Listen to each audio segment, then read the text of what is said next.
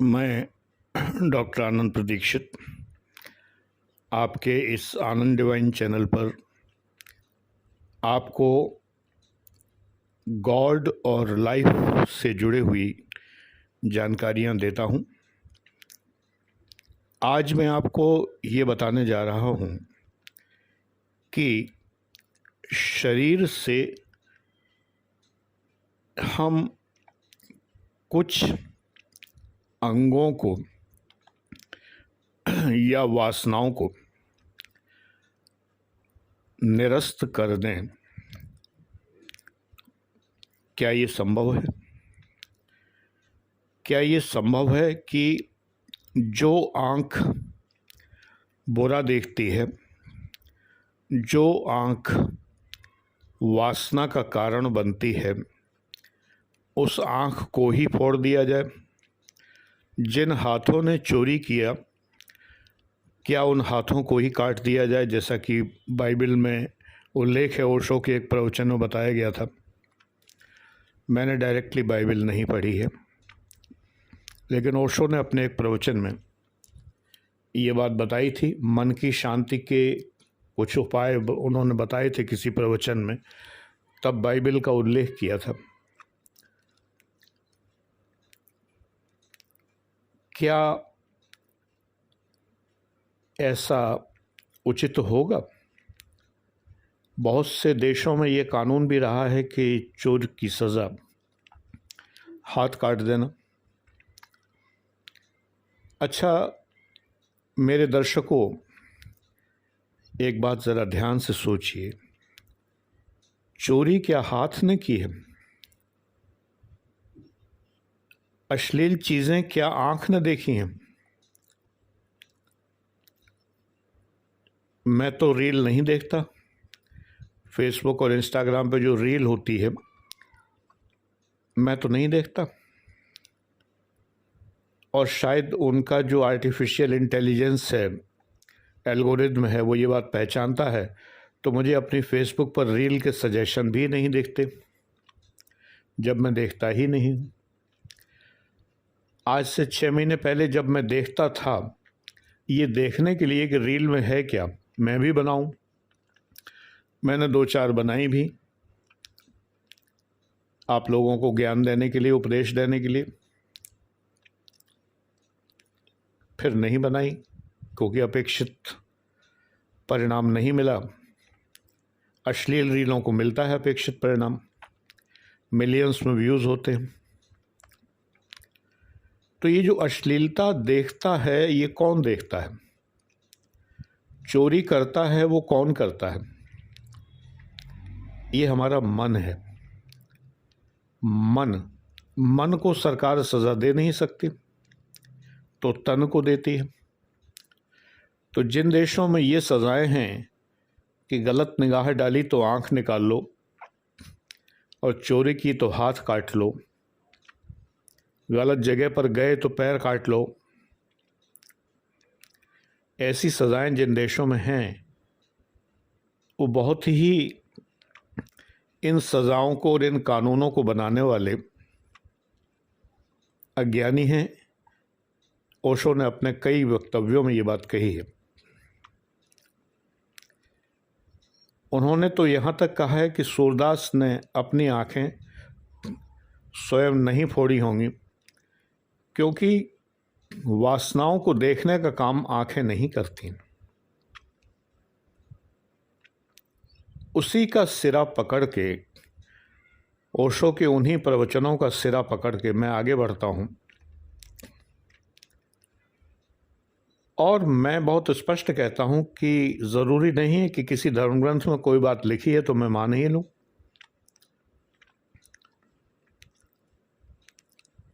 किसी भी धर्म के में मैं सहमत नहीं हूँ तो नहीं हूँ। अपने धर्म के भी बहुत से शास्त्रों में, बहुत से पुराणों में कुछ ऐसी बातें लिखी हैं जिनसे मैं सहमत नहीं हूँ। प्रश्न ये उठता है कि जब ये कहा जाता है कि आँख दोषी है जिसने अश्लीलता के दर्शन किए, हाथ दोषी है जिसने चोरी की, तो ये बहुत हास्यास्पद है। ये मन है, चोरी व्यक्ति ने की है, व्यक्ति के मन ने उसे उकसाया तो उसने चोरी की। सच बात यह है कि उसकी सज़ा उसके शरीर को भी नहीं मिलनी चाहिए, लेकिन मन तो चूंकि अव्यक्त है, अप्रकट है, तो सज़ा मन को तो मिल नहीं सकती। मन किसी के काबू में नहीं है, मन किसी के बांधे कहाँ बंधा है। मन दिखाई भी नहीं देता है, सरकार मन को पकड़ भी नहीं सकती, तो व्यक्ति को पकड़ेगी। बीच का रास्ता यही है कि चोरी की तो व्यक्ति को सज़ा, गलत अश्लील हरकतें की तो व्यक्ति को सज़ा। मन को सज़ा कोई दे पाया है? आज तक किसी ने दी है? मन तो पकड़ा ही नहीं गया। एक मन है तब तो ये हाल है। अगर भगवान ने कहीं 2, 4, 10, 20 मन दिए होते तो इंसान जाने क्या करता। सच बात यह है कि जिन्हें हम नकारात्मक चीजें समझते हैं, काम, क्रोध, लोभ, मोह, इनको संत लोग कहते हैं कि इनको नष्ट कर देना चाहिए, इनको समाप्त कर देना चाहिए। नहीं, समाप्त करने से एक ऊर्जा के भंडार को हम समाप्त कर रहे हैं। तो एक ऊर्जा के भंडार को हम समाप्त क्यों करें? ये तो एटॉमिक एनर्जी है, काम वासना मूलाधार चक्र में विराजमान परमाणु शक्ति है। हम क्यों ना इसका रिएक्टर बना लें? हमारा मन इसे हिरोशिमा नागासाकी पे डाला जाने वाला न्यूक्लियर बॉम्ब बना देती है, लेकिन अगर हम चाहें तो हम इसको न्यूक्लियर रिएक्टर बना दें, विद्युत उत्पादन करें, आइसोटोप बनाएं इससे। ये भी तो कर सकते हैं। बजाय इसके कि हम उस रिएक्टर को, उस नाभिकीय शक्ति को बिल्कुल नष्ट ही कर दें और समुद्र में फेंक दें, ये करने की बजाय हम उस शक्ति को तो रखें।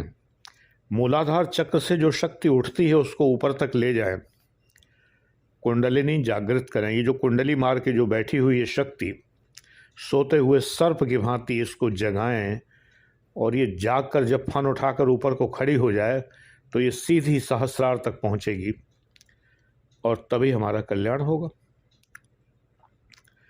तो हम अपनी इन शक्तियों को नेगेटिव कोऑर्डिनेट्स में क्यों ले जाएं, जो ये वासना की प्रतीक बने, क्रोध बने, अहंकार बने,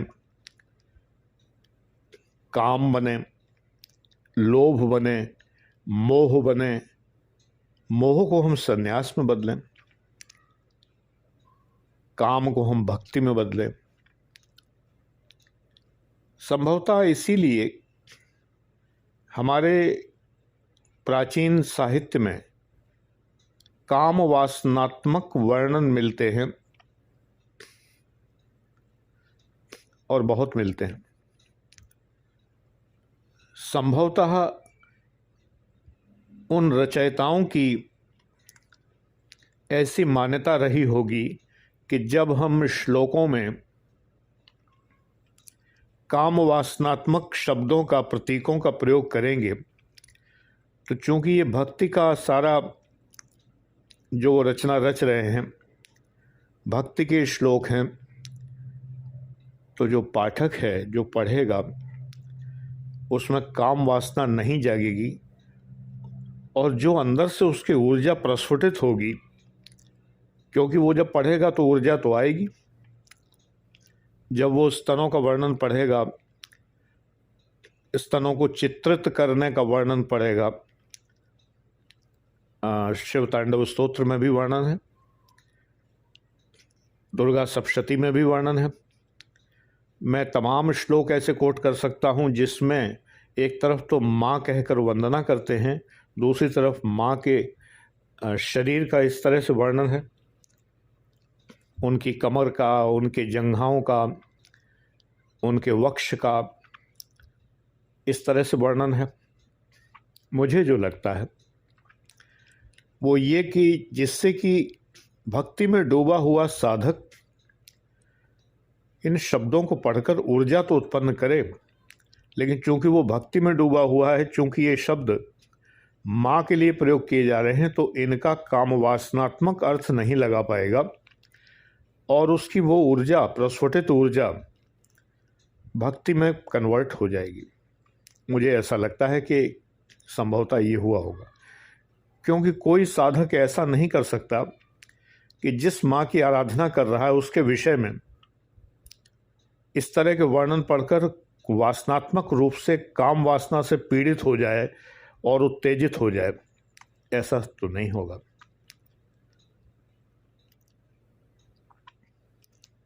बहुत वर्णन ऐसे, सुप्रभात है जो, उसके अंदर भी इसी तरह से कमला कुछ चूचुक इस तरह के शब्द आते हैं। स्पष्ट अर्थ है कि कमला के स्तनों का वर्णन किया जा रहा है। जो वेंकटेश सुप्रभातम है आप सुन के देख लीजिए, उसके अंदर है। शिव तांडव स्तोत्र पढ़कर देख लीजिए। शिवजी पार्वती जी के वक्ष पर चित्रकारी करते हुए दिखाए जाते हैं कुमकुम से।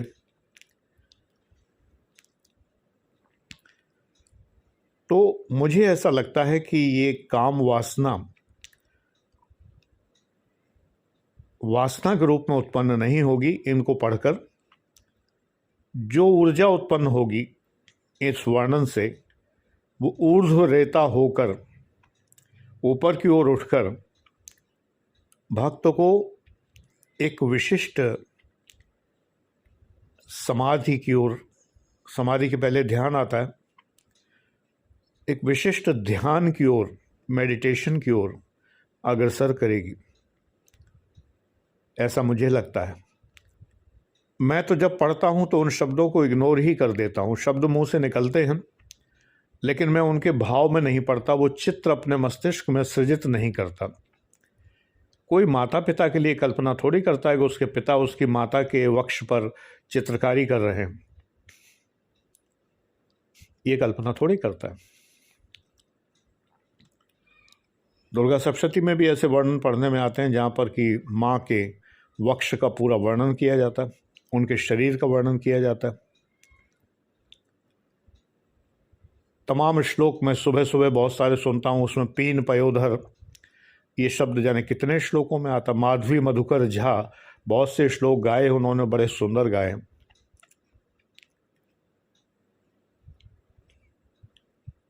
तमाम उन्होंने श्लोकों को जो है सार्थक किया है गाकर। उनमें ऐसे वर्णन मैं रोज सुबह सुनता हूँ, लेकिन उनका कोई प्रभाव मेरे ऊपर नहीं पड़ता, क्योंकि उनमें स्तुति किसी न किसी देवी की गई है। और जब देवी माँ है तो माँ के विषय में अगर इस तरह की बात की जाती है तो वो ध्यान नहीं जाता उस बात पर, काम वासनात्मक रूप में ध्यान नहीं जाता। मुझे याद है कि मैं 11वें या 12वीं कक्षा में पढ़ता था तो एक बुक सेलर ने मुझे नए साल पे एक कैलेंडर दिया। उसमें माँ सरस्वती का एक चित्र था जिसमें वो नाम मात्र की वक्ष ढकने की कंचुकी पहने हुई थी और उनका वक्ष बहुत ही ज़्यादा प्रदर्शित था। उसमें माँ का भाव नहीं आ रहा था। मैंने वो कैलेंडर नहीं लगाया और उसको गोल गोल करके कैलेंडर को कहीं ऊपर ऐसा रख दिया कि वो दोबारा सामने ना आए, क्योंकि उसको देखकर अच्छे भाव पैदा नहीं होते थे। माँ सरस्वती का भाव तो नहीं पैदा होता था। राजा रवि वर्मा ने भी कुछ चित्र ऐसे बनाए हैं। तो मैं यही समझ सकता हूँ कि इन्होंने ऐसा प्रयास किया है कि काम वासना ऊर्ध्व रेता होकर मस्तिष्क की ओर बढ़े और वासना से निकलकर हम, लेकिन जब ये समझ नहीं होती है, उम्र कम होती है, किसी को ऊर्ध्वरेता के बारे में पता ही नहीं है, कोई ध्यान धारणा समाधि कुछ जानता ही नहीं है, तो उसके मन में तो वासना ही पैदा होगी। इसलिए मैं ऐसे शब्दों के प्रयोग करने वाले जो पंडित थे, मैं उनको निंदा करता हूँ उनकी, और मैं ये मानता हूँ कि ये अच्छा नहीं है। उन्हें कम से कम धार्मिक प्रार्थनाओं में, श्लोकों में काम वासनात्मक शब्दों का प्रयोग नहीं करना चाहिए था, क्योंकि शब्द एक चित्र सृजित करता है। जब हम एक शब्द कहते हैं तो एक चित्र हमारे सामने आता है, और वो चित्र बिना आँख के हम देख सकते हैं, वो मस्तिष्क में आता है, और उस चित्र के कारण हमारा मस्तिष्क विकृत होता है। वासनात्मक अहम जो हमारा है, इड, जो लिबिडो भाव है हमारा, वो जागृत होता है और हम वासनात्मक सोच रखने लगते हैं। उस वक्त हमारे मन में, सभी के मन में, लोग जानते भी नहीं हैं, ऊर्ध्वरेता जैसी कोई चीज़ तो नहीं आएगी। ये विचार ही नहीं आएगा कि इस काम वासना को बहुत ऊंचे स्तर पर ले जाएं और न्यूक्लियर बॉम्ब को एटॉमिक रिएक्टर, न्यूक्लियर रिएक्टर में कन्वर्ट करें। ये तो भाव ही नहीं आएगा। कितने परसेंट लोग ध्यान के बारे में जानते हैं, धारणा के बारे में जानते हैं, समाधि के बारे में जानते हैं, अष्टांग योग के बारे में जानते हैं? कितने परसेंट? आप लोग तो हमारे दर्शक हैं, आपकी रुचि है तो आप जानते हैं, लेकिन बाकी कौन जानता है? उन्हें तो स्थूल अर्थ ही दिखाई देगा। कुचाग्र चित्र तल्पन, तो कुचाग्र का मतलब उनको स्तन का जो आगे का हिस्सा है उसका अर्थ तो वही दिखाई देगा, और उसको सुनकर वो उसी प्रकार की कल्पना करेंगे।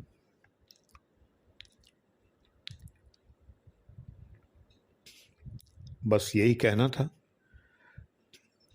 ऐसे वर्णनों, चाहे वो भले ही धार्मिक साहित्य में हों, ऐसे वर्णनों का मैं समर्थक नहीं हूं, और मुझे लगता है कि युवा वर्ग को ऐसे वर्णन श्लोकों में नहीं पढ़ने चाहिए, क्योंकि उनके मस्तिष्क में चित्र विकृति उत्पन्न होती है। चित्र विकृति कहते हैं यानी किसी चीज़ को सुनकर उसका चित्र बना लेना मन में, और विकृति पैदा हो जाना, वो उत्पन्न होगी। क्योंकि काम वासना बड़ी भयानक चीज़ है, इसको ऊपर उठाना बड़ा कठिन है, और ये बिल्कुल युवा वर्ग को, जो अभी अभी युवावस्था में प्रविष्ट हुआ है, उसके लिए तो संभव ही नहीं दिखाई देता। वो तो जाने कितनी कल्पनाएं किया करता है, कैसी कैसी फैंटेसीज उसके मस्तिष्क में होती हैं। ऐसा तो नहीं है कि मैं युवा नहीं रहा हूँ, कभी सीधा बूढ़ा पैदा हुआ था। मैं भी युवा तो रहा ही हूँ, तो वो फैंटेसीज मैं जानता हूँ। उसको ये उपदेश देना बड़ा कठिन है। हालांकि ये चैलेंज मैं निभाता हूँ, तुम लोगों को मैं ये उपदेश देता हूँ जिससे तुम्हारे मस्तिष्क को मैं शांत कर सकूँ और कुछ समझा सकूं जो तुम्हारे हित में हो। God bless you.